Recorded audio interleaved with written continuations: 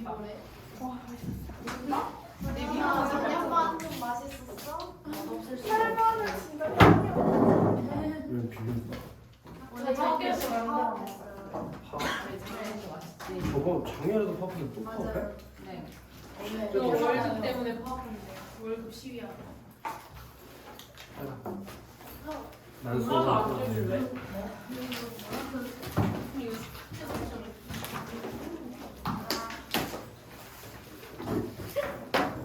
백조까지 했냐? 백조?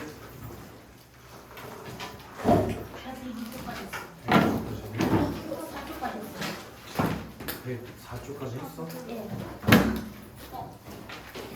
106조 편 이제 106조부터는 크게 뭐 어려운 거 없으니까 빠르게 읽고 오늘은 숙제 검사 안 하고 일요일까지 숙제할 수 있게 해줄게. 오늘 숙제 혹시나 점검해서 그래가지고 오늘 웬만하면 저기 뭐야 파수꾼까지만 더 나가보자. 그럼 니네 납작까지만 나가면 진도 끝나는 거거든? 진짜 시험이. 그래서 이제 그 다음 주부터는 복습 좀 하고 니네 모의고사도 들어간대? 아직 말은 없었어요. 그거 아직 모르는 거야. 안 들어갈 수도 있어. 아 그래요? 2학년 되면 안 들어갈 수도 있거든? 작년에도 안 들어갔었고. 제발. 그래서 그말 나올 때까지 기다려보고 다음 주부터 복습하면서 숙제 검사 쭉 해볼게. 알겠지? 106주 펴라. 요새 몸이 좀 안 좋으니까 지금 떠들지 좀 마. 알겠지? 자, 아버지에다가 방동엽씨 아버지. 지난주에 아버지가 현실 체념적, 현실 수능적 성격이었다고 기억나시겠지? 그래서 철거기 곧장을 마루 끝에 놓고 책을 읽었다. 자, 고기 밑줄 하나 쭉 씻고. 우리는 아버지에게 무엇을 바라진 않았다. 아버지는 그동안 충분히 일했다. 고생도 충분히 했다. 그 얘기는 우리의 가난이 아버지의 책임이 아니라고 생각하는 거야. 왜? 얘네가 가난하게 사는 건 개인의 문제가 아니라 사회 구조적인 문제라고 생각한다고 했었어. 이게 어디 있었냐면 98쪽 잡아볼까? 아예 넘어가라는 게 아니라 98쪽에 라문단의 마지막 문장 한번 봐봐봐. 여기 뭐라고 써있냐면 떠든다고 해결될 문제는 아니었다고 했지? 여기 얘네들의 가난이 개인의 문제가 아니라 사회 구조의 문제라고 생각했다고. 이해됐나? 그리고 다시 돌아와 봐. 그러니까 아버지에게 뭘 바라지 않았고 아버지는 고생도 충분히 했다 이거야. 그래도 어차피 가난해서 벗어날 수 없었으니까. 이해되지? 아버지만 고생을 한 것이 아니다. 아버지의 아버지, 아버지의 할아버지. 아버지의 할아버지면 누구야? 증조 할아버지. 그 정도는 알지? 그리고 할아버지의 아버지면 고조 할아버지겠지, 그치? 그 아버지의 할아버지도 대대로 거슬러 올라간다. 그렇게 얘네가 한 대에만 가난했던 게 아니라 대대로 계속 가난하게 살았다는 거야. 그들은 아버지보다 더 심한 고생을 했을 수도 있다. 나는 공장에서 그거 별표 하나 쳐라. 이상한 매매 문서. 그 이상한 매매 문서가 노비 매매 문서야. 써볼까? 노비 매매 문서. 노비 매매 문서.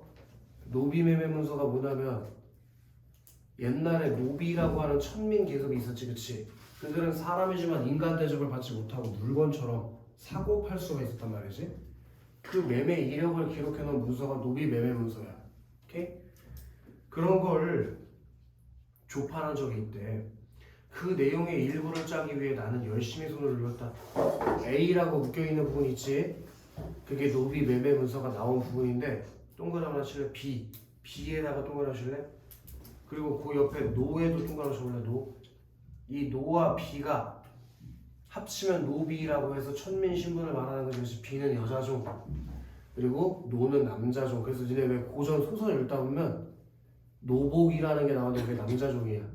시비는 여자종이고. 오케이? 이게 뭐냐면 김희덕의, 그러니까 김희덕이 여자 노비지? 그 사람의 소생, 그 사람의 자식 노금동이라는 애가 있었대. 그러니까 김희덕 씨가 남자 아이를 낳은 거지. 금동이를. 이해되나? 그리고 노금동의, 노비 금동이의 소생 노김금희 정묘생. 그럼 김금희는 자식이겠지, 그치? 그리고 정묘년에 태어났다는 얘기야.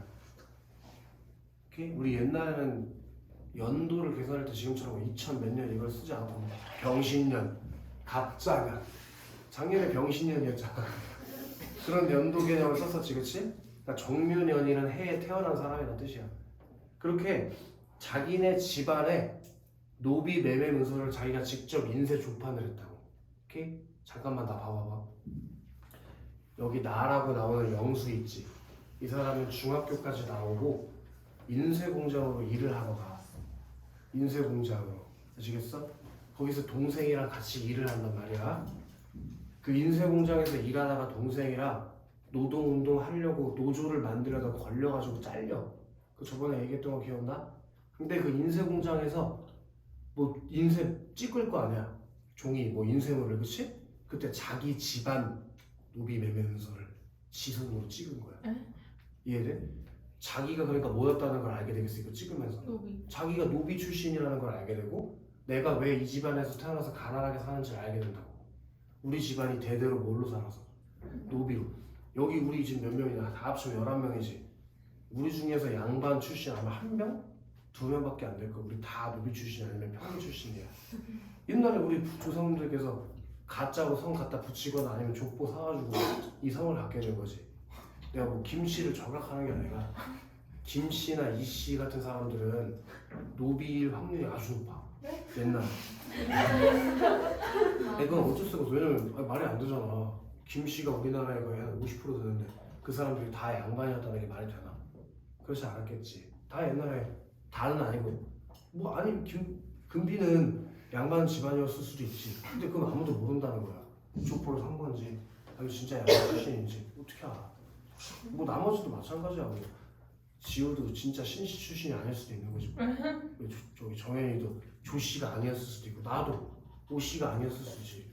옛날에 뭐 머슴 집안 출신이었을지 어떻게 하냐. 어쨌든 그 다음으로 넘어갈게. 나는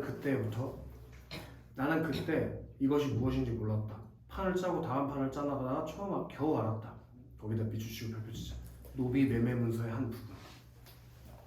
그걸 찍으면서 내가 뭐라는 걸 알게 됐을까? 우리 집안의 가난이 대대로 물려받았다는 걸 알게 된 거지. 이해됐어? 나는 열흘 동안 같은 책을 조판했다. 미주시자. 그 동안 나는 아버지와 아무 말도 하지 않았다. 그 노비 매매 문서를 찍으면서 세진아, 아빠랑 한마디도 안 했대. 열흘 동안. 왜 안 했을까? 뭐나? 쓸까? 착잡함, 비참함. 그런 착잡한 비참한 심정을 느꼈겠죠. 착잡함, 비참함. 오케이? 그렇잖아. 본인의 집안이 가난한 노비 출신이고 지금도 우리가 가난하게 살고 있다면 당연히 마음이 비참할 수밖에 없지. 착잡. 아, 그 단어를 무슨 착잡 비읍 받침. 어? 그러면 착하다 할 때 착함이. 잡다 할 때 착잡한 심정. 좀 심란한 거랑 비슷한 거야. 좀 예를 들어 은서가 그런 애 앞으로 없겠지만은 좋아하는 남자애가 생겼어. 근데 그 남자애가 예를 들어서 효원이를 좋아하는데. 그러면은 너가 얘를 꼬시기가 어렵잖아. 그리고 심지어 친구와 효원이도 이 남자한테 관심이 있는 것 같아. 그러면은 만약에 내가 그 남자애를 뺐으면 좀 애매한 상황이 되는 거지. 그럴 때 느끼는 감정이 착잡함이야. 알겠어? 아 해봐. 그럴 일이 없어. 뭘 해봐. 맞아. 나도 그럴 일이 없을 것 같아. 자, 어머니하고 야 아까 내가 부탁했잖아. 딴 소리 하지 말라고. 어머니하고도 이야기를 하지 않았다. 나는 어머니, 할머니, 그 어머니, 할머니들이 입주하시길 최하층 천민이었다는 걸 천민으로서 무슨 일을 해왔는지 알고 있어. 그러니까 친가 쪽도 노비 출신이고 외가 쪽도 노비 출신이고 다 집안이 가난했었던 거야. 그러니까 지금 자기들도 어떻게 살고 있어? 가난하게 살고 있는 거지. 그렇게 가난이 대물림되고 있었다는 거야. 어머니라고 달라진 것은 없었다. 마음 편할 날 없고 몸으로 치러야 하는 노역은 같았다. 위주실게요. 우리 조상은 세습하여 신역을 바쳤다. 그때 그 신역이란 단어 뜻을 알아야 돼. 신역이 종이 해야 할 책임, 종으로서 해야 할 의무, 그게 신역이야. 우리 조상은 상속 알지? 물려받는 거, 매매, 사고 파는 거, 기증, 바치는 거, 공출, 나라의 세금으로 내는 거, 그 대상이었다. 어느 날 어머니는 나한테 말했다. 너희들은 엄마를 잘못 두고 이 고생이다.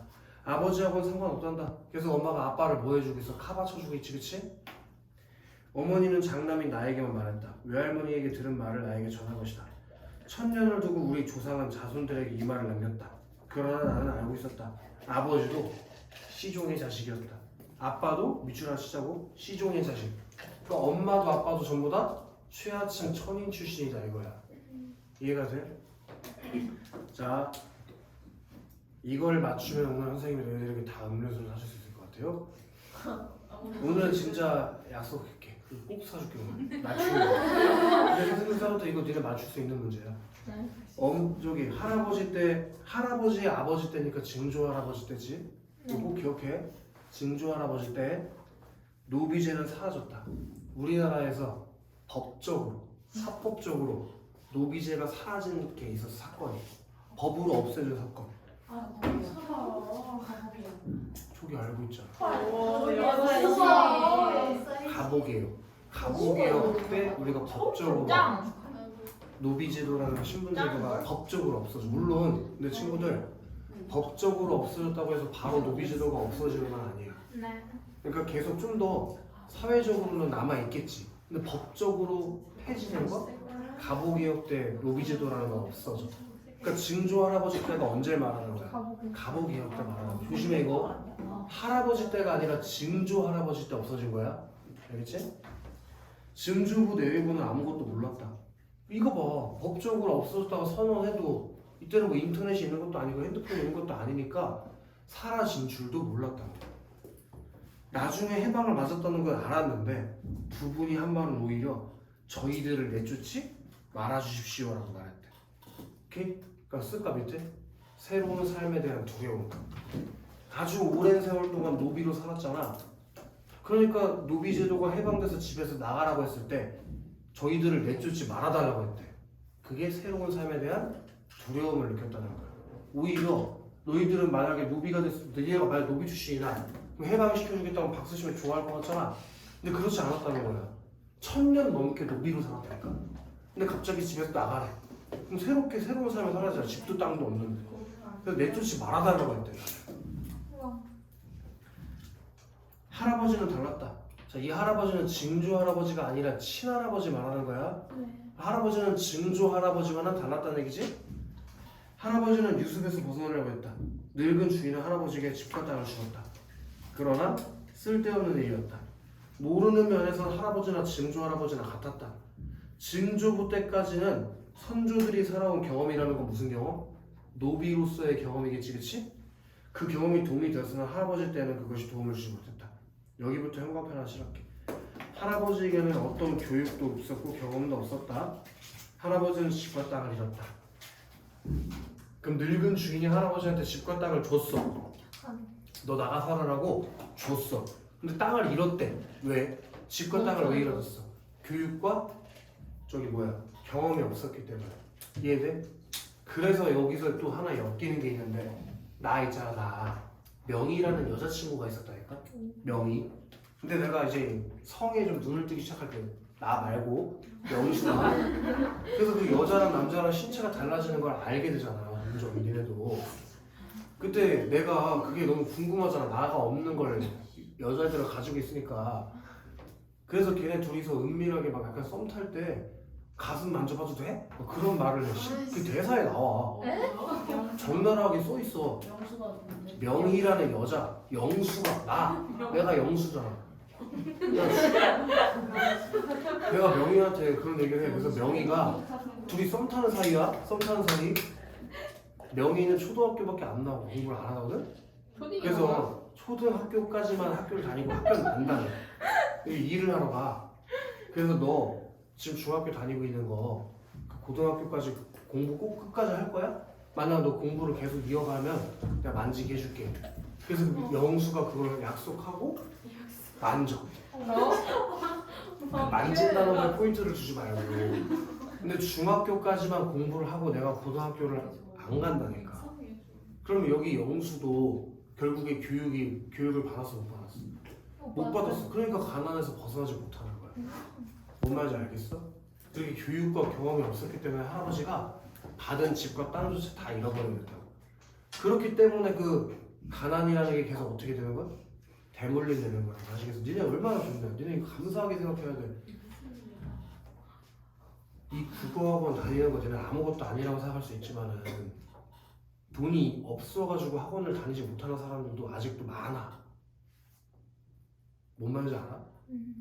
그런 사람들이 니네는 뭐 그런 사람이 어딨어 주변에 내 친구도 다 학원 다니는데 라고 하지만 실제로 여기 불당도 아니고 다른 동네만 벗어나도 돈 없어서 학원 못 다니고 학원비 못 내는 애들 엄청 많아. 아직도. 이해되나? 그런 그래 뭐 여기까지만 얘기할게. 그런 교육과 경험의 부재라는 게 가난의 대물림의 하나의 큰 원인이야. 이해되나? 공부할 수 있을 때 107쪽에 나의 가문의 내력에 다른 건 필요 없고 거기 화살표 아래에 있는 현관 벤치할게.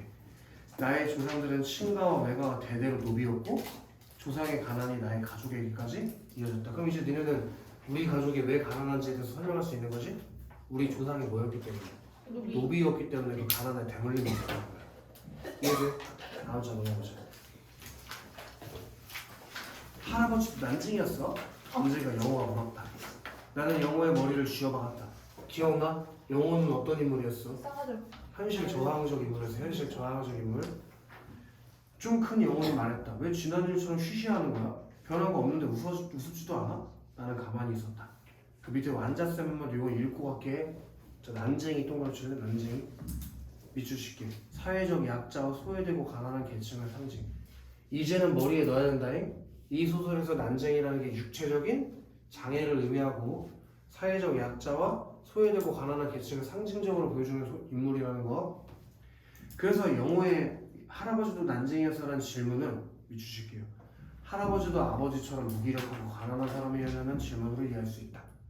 그러니까 할아버지도 난쟁이였어라고 물어보는 게 할아버지가 키가 작았냐는 질문도 있지만 할아버지도 가난했어? 이런 뜻으로 이해할 수 있다는 얘기예요. 여기까지만 하면 될 것 같다. 자, 영희 동그라미 치고 영희는 손수건을 꺼내 눈에 대었다 떼었다. 우리 정연이는 분명히 복습했을 테니까 정연아, 영희를 상징하는 소재가 하나 나온 게 있었지. 뭐였었어? 펜지꽃. 기억나? 그 펜지꽃의 작고 여린 순수한 이미지가 영희랑 같이 간다고 했었어요. 아버지는 계속 책을 읽었다. 어머니는 뒷집 명희 어머니와 이야기하고 있었다. 요거도 내가 에피소드 하나 얘기해줄게. 봐봐. 아까 전에 명희랑 나랑 둘이 약간 썸 타는 사이라고 했지?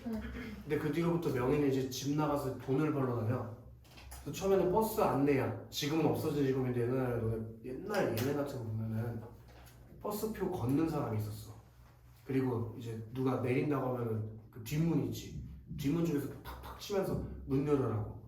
그리고 사람 다 내렸다고 툭툭 쳐서 문 닫아주고. 그런 직업이 있었어. 유니폼도 있어. 승무원 같은 거야. 버스 승무원. 뭔 얘기인지 알겠어? 근데 그런 일을 하다 보니까 누굴 자주 만나면 남자들을 자주 만나게 돼. 그리고 얘가 이제 그 일 그만두고 뭐 하면 다방 내지를 해. 왜 뭐 옛날 영화 같은 거 보면은 오토바이 같은 거 타고 막 커피 배달해주는 다방 내지들 있지. 그래서 남자들을 많이 만나고 잠자리를 하다가 애를 가져. 임신. 오케이? 그래서 거기에 못 이어가지고 연서야. 시작됐다. 연서가 전기 시작했다. 그래서 오늘 소리를 지르겠다. 자살을 해. 명희가 자살해. 그래서 걔가 죽었을 때 그동안 일하면서 모은 돈이 있었을 거 아니야. 통장. 그게 명희 엄마한테 간단 말이야. 근데 명희 엄마가 그 통장을 가지고 있다가 나 있지 우리 집이 지금 집 나가서 철거하려고 하고 있잖아. 근데 문제는 뭐냐면 우리 집에 2층 집이거든. 우리 집이 거기 전세 사는 사람이 있어. 근데 전세 뭔지 알지? 이번에 부동산 지문도 나왔잖아. 모의고사에. 전세가 뭐야? 전세 보증금 내고 집 빌려서 사는 사람이잖아? 네. 그럼 우리가 그 사람을 내쫓고 싶으면 뭘 돌려줘야 돼? 돈. 근데 보증금이 없는 거야 줄. 그래서 명희네 엄마가 명희 죽었을 때 받은 돈 있지? 그걸 우리 집에 빌려줘. 뭔 말인지 알아? 그걸 보증금으로 주고 내쫓는다고 전세자들을. 그래야 집을 부술 거 아니냐. 아 윗집에 살. 그래 윗집에 사는 사람을 좀 내보내야 되잖아. 그래 집 부수지. 지금 그 사람 살고 있는데 집 부셔? 그건 안 되잖아. 근데 돈이 없잖아. 전세금이라는 게 꽤 큰 돈이잖아. 근데 전세 궁금한데.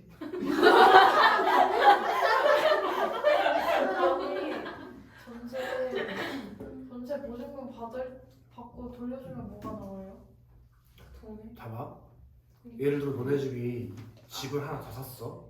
이번에 뭐 옆동에 집을 하나 더 샀다고 치자. 그럼 집은 2대잖아. 한 대를 가만히 놀리면은 세금만 나가겠지. 그럼 한 대를 전세를 준다? 한 4억, 계산하기 쉽게 5억 정도 준다고 치자. 그럼 5억을 받고 그 사람들이 2년 동안 니네 집에서 사는 거야. 여기까지 이해되지? 그럼 니네 집에는 뭐가 생겨? 5억. 그거 만약에 은행에 맡겼다고 치자. 그럼 이자가 5%만 돼도 1년에 내가 가만히 숨 마셔도 돈이 생기잖아. 5억에 5%면 얼마야? 꽤 큰 돈 아니야? 그치? 집을 가만히 내버려두면 돈이 안 생기잖아. 그치? 내가 여유집이 있는데 그럼 그걸 세를 주는 거야. 아니면 뭐 예를 들면 그 5억을 가지고 주식을 한다고 쳐보자. 그러다 망할. 망할 수도 있지만 그건 자기 사정이고. 아니면 뭐, 네 어머니가 그 5억이 여윳돈이 생겼지? 그걸로 건물 한 상가에 한 층을 사신 거야. 그럼 그 사람들한테 그 층 남한테 또 임대 줘서 월세도 받을 수 있잖아. 그럼 재산을 늘릴 수 있는 거 아니야? 그런 방식으로 재산 증식을 하는 거야. 근데 문제는 그 전세자가 아파트에서 빠져나갈 때 다시 전세금을 돌려줘야 되는 게 문제인 거지.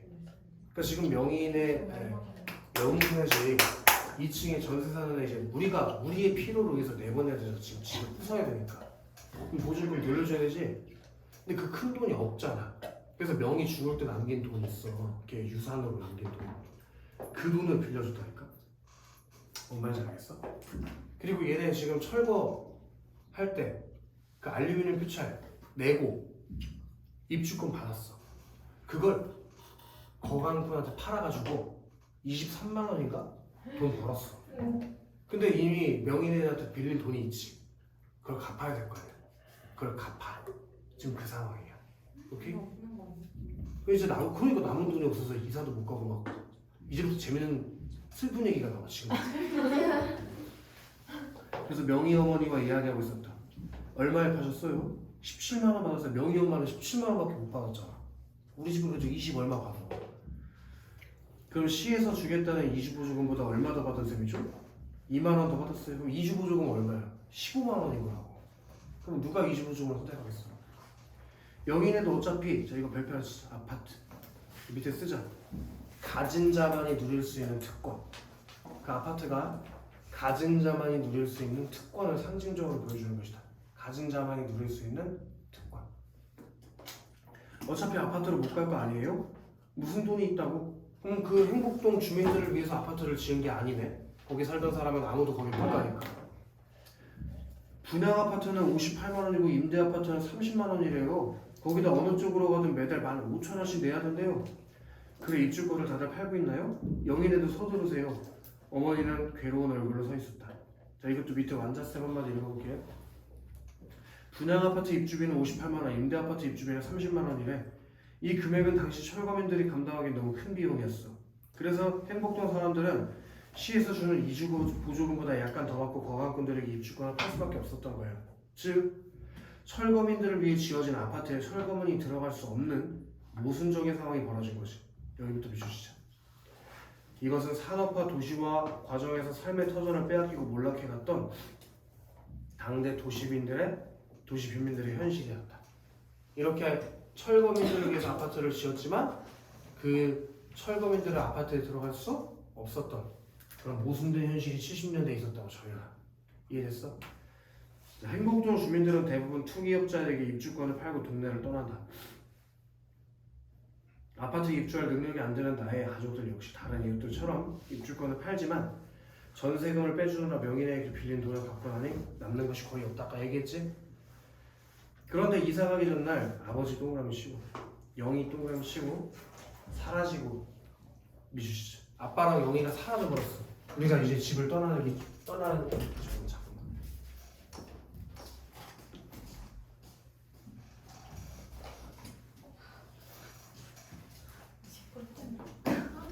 아빠랑 저기 영희가 사라졌어요. 아빠랑 은희가 실종됐어.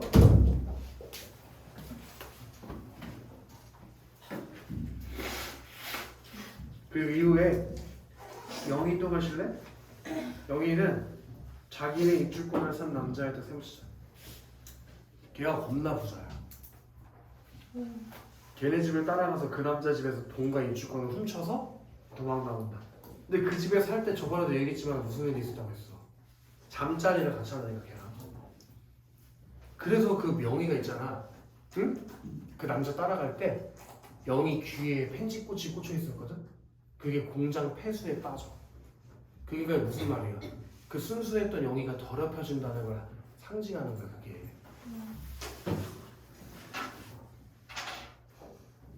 자, 혼자 동사무소에 가서 입주 신청을 한 영희는 예전에 살던 집으로 돌아가지만 가족들은 이미 다른 데로 이사를 가버린 뒤다.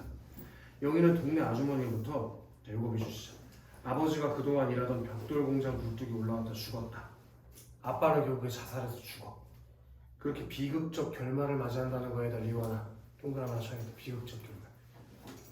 그리고 우리 이거 벽돌 공장 굴뚝에다가 세모 하나 칠래? 우리 저기 지우가 복습했나 한번 확인해봐야겠다. 지우야. 네. 벽돌 공장 굴뚝이 뭘 상징한다고 했었지 지난주에? 100대 정도 맞아야 될 거구나. 산업화라고 써볼까? 산업화? 벽돌 공장의 높은 굴뚝이 산업화를 상징했었어. 그게 효원아 우리 집 좁은 마당을 덮었었거든. 효원아 우리 집 좁은 마당을 덮은 건 뭘 의미하냐면서 두 가지 의미했었는데 효원아 벽돌 공장의 굴뚝이 그림자가 우리 집 마당을 이렇게 덮었어. 그게 두 가지를 의미한다고 했단 말이지. 효원 뭘 의미했어? 배불른 효원 뭘 의미했어? 어? 그걸 모르면 안 돼. 혜린 뭘 의미했어? 웃어? 뭘 의미했어? 희연 지금 질문이 뭐였죠? 이거 뭘 의미했어? 이거 벽돌 공장의 굴뚝이 굴뚝 그림자가 우리 집 마당을 덮었다니까? 이게 뭘 의미했어? 이게 시험에 나온 적이 있잖아. 상교관의 시험에. 없어진다. 뭐였어 정현? 뭐였어? 야 이 나쁜 놈들아. 네? 그게 난쟁이 가족의 암담한 미래를 암시하고 산업화가 강요하는 폭력, 억압 그걸 상징한다고 했잖아. 이 뚱뚱한 놈들아. 맨날 벚꽃 사진만 찍으면 다야? 그 시간에 난소공 한번 더 읽어보라고. 이씨. 근데 제발 리워놔. 그걸 꼭 기억해. 그 다음에 백구 쪽 가보자. 자 이거 별판 5개 때려야 될 것 같아. 작품에 반영된 사회문화적 배경. 리워의 옆에 가서 해야겠다. 네모 칩시다. 1970년 도시와 산업화. 1970년 도시와 산업화. 근데 시대적 배경이 언제야 리워? 산업화 도시화가 될 때는 1970년 산업화 도시화. 그때 리워나 해주실까? 삶의 터전을 빼앗기고 몰락해가는 도시빈들. 그리고 효원아 네? 70년대에 삶의 터전을 빼앗기고 몰락해가는 누가 있었다? 그런 애로 누가 나온 거야 소설에서? 난징이 가족이 나와가지고 상징적으로. 그치? 그걸 까먹으면 안 돼. 리워나 그걸 까먹으면 안 돼. 그다음에 제목에 남긴 의미 이거 별표 5개 치. 이것은 또 쌍용고에 대한 시험지 서사평으로 출제된 건데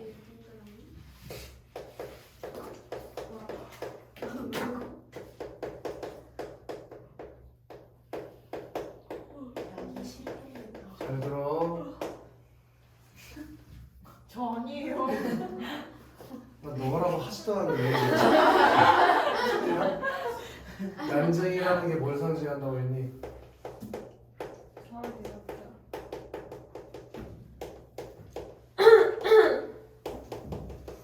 이걸 상징한다고 했지.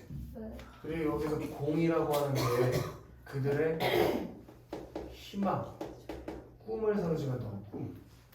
또 저녁 먹고 와서 줘라. 근데 그 공이 쏘아 올린다고 하면은 뭔가 좋은 거 같지만은 결국에 공은 쏘아 올리면 어떻게 떨어지잖아. 그래서 뭘 상징한다는 거야? 좌절, 절망 이런 걸 상징한다니까. 그럼 이걸 묶으면 어떻게 돼? 사회적 약자의 꿈과 희망이 좌절된다는 걸 암시하는 제목. 그게 난쟁이가 써올린 작은 공의 뜻이란 말이야. 그게 쌍용고에도 서술형 문제로 시험에 출제됐다고. 오케이? 그래서 난쟁이가 써올린 작은 공이라는 게 메모 하나 칠 거야. 동화적이고 아름다운 느낌의 제목. 동화적이고 아름다운 느낌의 제목. 제목만 읽어봤을 때는 저야나 네. 동화적이고 아름다운 느낌이지만 실제 얘네들의 삶은 그렇지가 않았지. 그지? 그래서 거기 작품 속에 나타난 미추시자고 절망적 현실 그리고 약자의 비참한 삶 절망적 현실 약자의 비참한 삶 그거랑 대비에다가 또시는 대비 그 제목의 표면적인 의미랑 작품에 나오는 모습이랑 뭘 이루거든? 혜리나?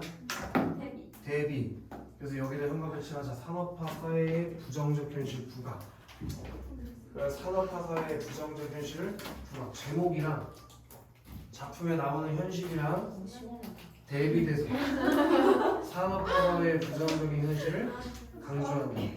그 다음에 또 여기다 한번같이 소망을 이루지 못하는 난쟁이의 좌절을 암시 꿈과 소망을 이루지 못한 난쟁이의 좌절을 암시 꿈과 소망을 이루지 못한 난쟁이의 좌절을 암시하는 제목이야. 밑에 보충에도 별표가 3개 떼야 돼. 보충. 우리 책에는 안 나오지만 리원아 소설의 아빠가 그 벽돌 공장 굴뚝 올라가서 종이 비행기를 날려. 그 장면에 무슨 의미가 있는지 알아야 되거든. 후략된 부분에서 아버지가 벽돌 공장 높은 굴뚝을 꼭대기에 올라가서 종이 비행기를 날리는 장면이 포함되어 있대. 아버지는 달을 향해 종이 비행기를 날리면서 우리 종이 비행기라 동감하실래? 그리고 미추시자 아버지의 꿈과 소망 그 종이 비행기가 세제가 뭘 상징한다고? 아버지의 꿈과 소망을 그리고 달 동그라미 치자 달은 아버지의 이상향 미추시자 이상향 뭔지 알지? 가고 싶은 곳 지향하는 곳 그게 이상향이야. 어? 향? 이상향이라고 써있잖아. 아 이거 왜 쓰나? 이렇게 써있는데 이 달이 뭐라고? 왜 이렇게 좋아요? 미쳤어? 달이 뭐라고? 이거? 아버지 이상향 아빠는 어디 가고 싶어 지금? 아빠 달 가고 싶어 달 근데 달을 갈 수 있어 없어? 근데 뭘 날려? 비행기. 비행기 부자였어? 종이 비행기를 하지 아빠가 어떻게 비행기를 날려 아빠가 슈퍼맨이야? 비행기를 날리게? 그 종이 비행기를 날리는 거야. 근데 너 종이 비행기 날리면 달까지 쏠 수 있어? 그건 말이 안 되잖아. 그치 금비야. 결국 종이 비행기는 날아가면 어떻게 되지? 그러니까 그 꿈과 희망이 어떻게 된다고? 좌절된다. 뭘 망해. 다음 장 가봅시다. 다음 장 가봅시다. 시끄럽다. 110쪽에 1번 있지 1번. 별표 5개 쳐야 돼 유정아. 110쪽에 1번 별표 5개 쳐야 돼. 시험에 나왔었어. 이렇게 쌍용고에서 12번 문제에 나왔다니까 이게. 철거민 주거지에다가 동그라미 치래. 철거민. 되졌다. 철거민 주거지에 동그라미 쳤나? 철거민 주거지에 동그라미 쳤는데 철거민 주거지. 그리고 옆에 가로 열고 쓰자. 가난. 아직 안 했는데 뭐 가난, 빈곤. 가난과 빈곤을 나타내는 곳이 어디라고 니야?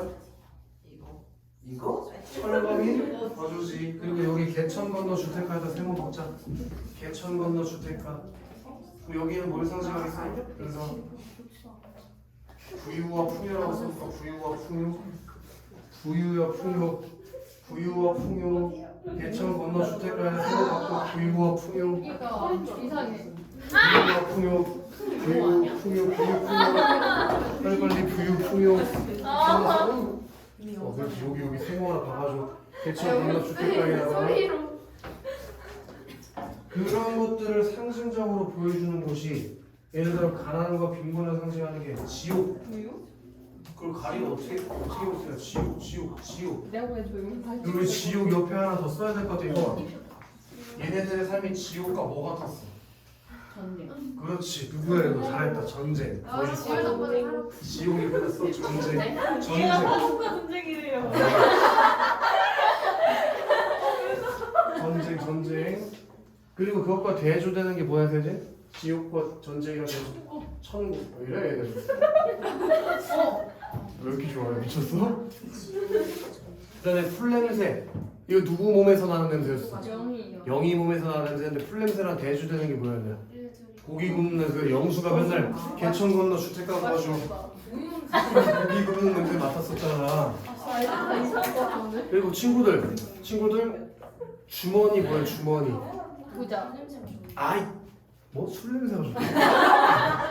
풀 냄새, 풀 냄새. 아 이게 향수 냄새가 아니야 씨. 별로 몸에서 안 좋은 풀 냄새가 나는 거야. 주머니가 뭐야? 물건을 넣을 수 있는 곳이잖아. 근데 주머니가 없다는 건 넣을 물건이 없다는 얘기라고. 그래서 주머니 없는 옷이 가난과 빈곤을 상징한다. 이해되나? 그럼 주머니 달린 옷은 넣을 물건이 있다는 얘기잖아. 아니 그러고 현실에 적용하지 말라고. 그래서 철거민 주거지 그쪽에 이미 현관편을 때려 후회되고 가난한 사람. 지금 예전에 이상해. 주머니가 많대요. 아니 진짜 주머니가 많대요. 지옥 전쟁 풀냄새 주머니 없는 거 저기 내가 표시해 후회되고 거기가 아니야 여기야 여기 후회되고 가난한 사람. 그리고 그거 대조되는 개천 건너 저기 주택가는 뭘 상징한다고? 부유하고 풍요로운 삶이나 형광펜 강아지 부유하고 풍요로운 삶 그치? 이게 시험에 출제가 돼요. 거의 무조건 100% 확실시. 여기서 정면. 자 그럼 2번 뭐? 2번 낙원구 행복동 여기서 무슨 법이 있었냐 지우야? 반어법. 낙원구 행복동이라는 이름은 가난하고 불행하게 살아가는 나의 가족들의 삶의 모습과 완전히 반대된다. 작가는 이런 내놓으십시다. 반어적 표현. 반어법이 이건 역설법이 아니라 반어법이 이건 역설법이라면 200대 맞아 세진아. 반어법. 그걸 통해서 현관 펴십시다. 나의 가족의 빈곤하고 참혹한 삶 강조. 나의 가족의 빈곤하고 참혹한 삶을 강조. 또 칩시다. 현실의 부조리한 모습을 부각하고 비판. 내가 우리 관계 없는 거 아니야? 내가 니네한테 옳은 거 같은데 뭔 소리 하는 현실의 부조리한 모습을 부각하고 비판. 그런 효과를 주기 위해서 반어법을 썼다는 걸 리와나 절대 까먹으면 안 돼요. 뭐라고?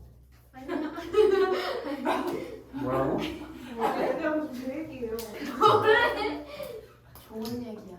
거짓말도 치는. 리와나 거기 현관펜 쳤냐? 현실의 부조리? 그래서 4번으로 가볼게. 3번은 됐고 4번.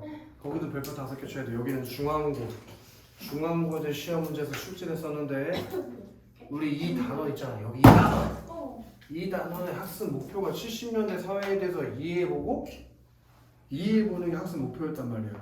그럼 이 신문 기사에 70년대가 어땠는지 인서야 나와야 돼. 거기 한번 읽어봐라. 신문 기사. 기사를 읽고. 아니 기사를 읽어.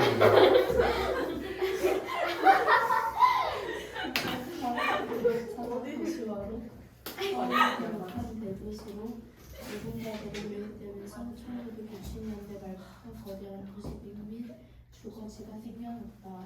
이들은 서울의 청계천병과 청신동, 용두동, 동천동 등의 무허가 혼잣집을 짓고 생활하였다.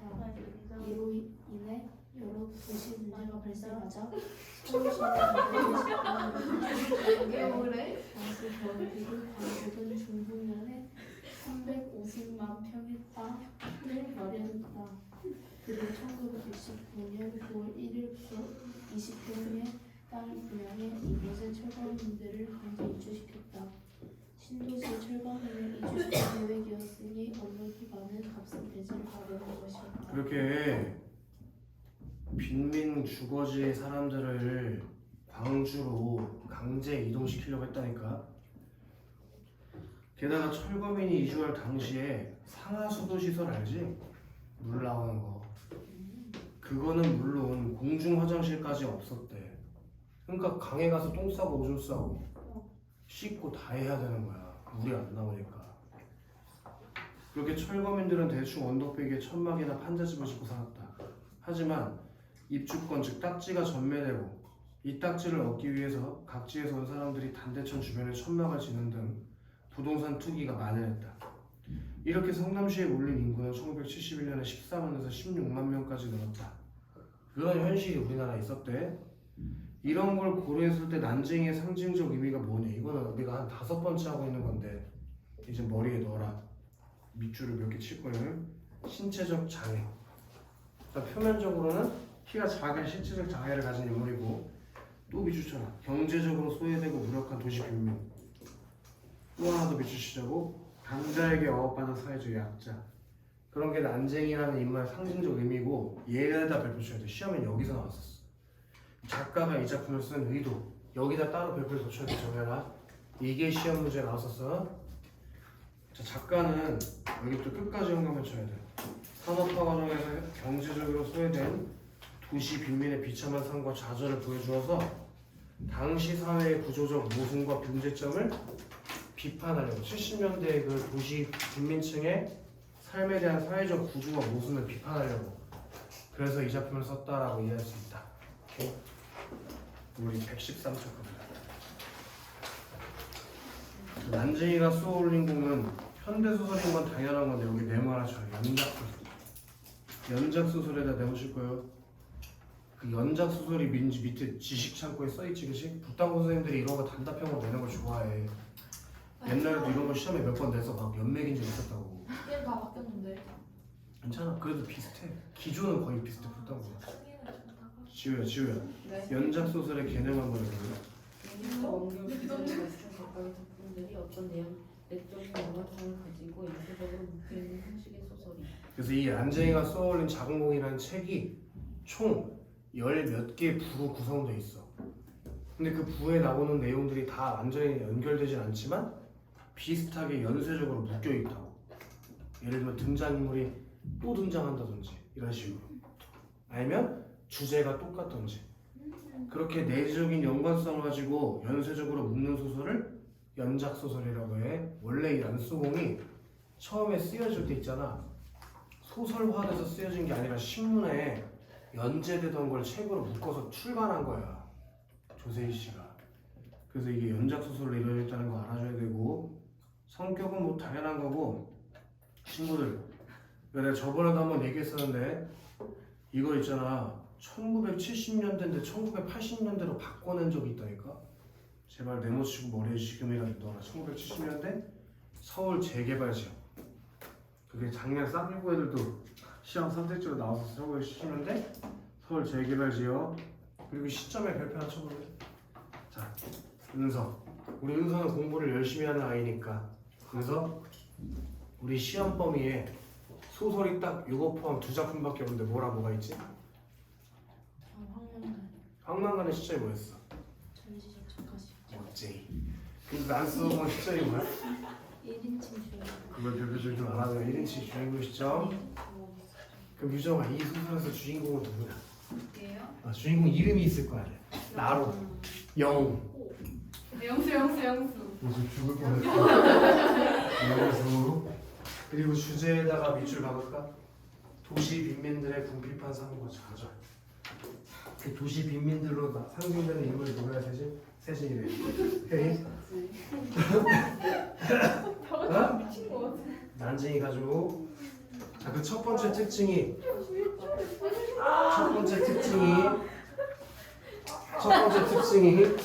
쌍용고 시험 선택지가 나왔었어요. 첫 번째 특징하고 두 번째 특징이 세진아 70년대 산업화 과정에서 삶의 기반을 뺏기고 몰락해가는 도시 빈민의 삶을 다뤘다는 것. 그 중요한 게 있다. 하나씩 또 가보시자. 상징적 이거 시험에 나왔다니까. 그리고 반어적도 또 하실래? 그런 표현으로 뭘 들어했다는 거? 이게 선택지에 똑같이 써 있었어. 상징적 반어적 표현으로 주제를 드러내고 있음. 아예 똑같이 선택지로 나와 있었던 거 얘가. 기억을 해야 돼. 그래서 전체 구성은 됐고 등장 인물의 성격으로 내려가볼래? 정연아, 아버지는 어떤 사람이래? 달나라를 꿈꾸는 이상적인 것. 달나라에다 또 오시고 달나라가 아빠한테 어떤 공간이었어? 오늘 했잖아 달. 이상적인데. 거기에 가로 쓰자. 이상향. 그 달. 그 이거 어디지 아니 모르겠어. 여기. 거기 달나라에서 살포셨을까? 이상향 여기가 살고 싶어. 그런 여기 형용사는 이상적 인물. 이상적 인물에 반대되는 개념이 있어 지금. 이상적이라는 말과 반대되는 게 뭘까? 그거 잘했어요. 현실적 인물. 그러니까 아빠는 현실적이지 않은 인물인 거야. 알겠어요? 그 다음에 어머니. 어머니는 남편과 자식을 위해서 헌신 동그라미 치고 정이 많은 동그라미 치고 하나 더 쓰자. 현실 수능적.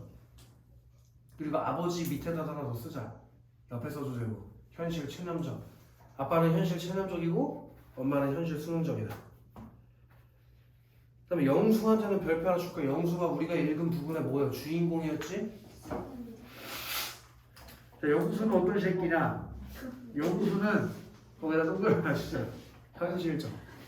그러니까 아빠랑 다른 거죠. 아빠는 이상적인 인물이지만은 저기 영수는 어떤 새끼요?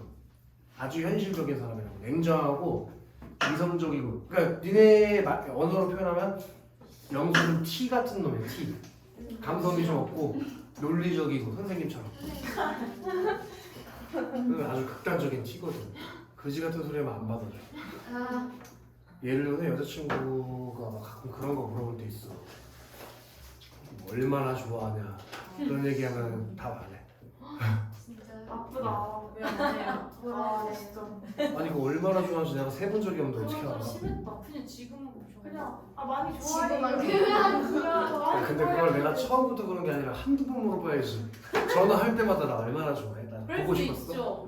개빡치 그거 어떻게 맨날 좋으니까 그러지. 생각해봐. 네 남자친구가 맨날 전화해가지고 나 얼마나 좋아해? 내가 어디가 좋아? 싫어질 것 같아. 어? 싫어지 걸릴 것 같아요. 그러니까 말이야 개빡쳐. 어쩌다 한두 번이지 그걸 어떻게 맨날 얘기해줘. 맨날 해요 여자친구가. 응? 맨날 그래. 자주 그런다고. 그럼 이제 스트레스 안 받아. 그럼 여자친구가 뭐라 해요? 다 말해줘. 다 말해주면 대답해달래 자꾸.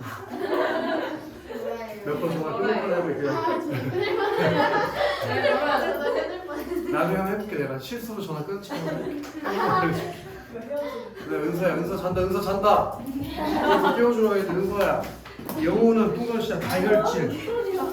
다혈질 다혈질 다혈질 다혈질. 그리고 하고 있었어요. 현실의 반감 현실의 반감 현실의 반감 현실의 반감. 그게 좋아. 현실의 반감 반감을 가지고 현실에 뭘 가지고 있거든. 현실에 반감. 그리고 하나 더 쓸까? 하나 더 쓸까? 얘는 현실 저항적 쓸까? 현실 저항적. 영호는 어떤 사람이라고 얘기하나? 현실 저항적. 현실 저항적. 현실 저항적.